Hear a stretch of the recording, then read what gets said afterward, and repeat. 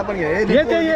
इकडं काय बोलणार आज काय नाही होलीचा मान आम्हाला भेटलेला आमची सर्व बांधवांना आमच्याकडून धुलीवंदनच्या हार्दिक शुभेच्छा. शुभेच्छा आणि होलीचा मान आम्हाला भेटलेला आमची ग्रुपनी फायनल मारलेली बरोबर, आता बरोबर. लगीन झाला नाही पण जमलाय पुढच्या आमच्या वर्षी भावाचं पण लगीन आहे. सर्वांनी या.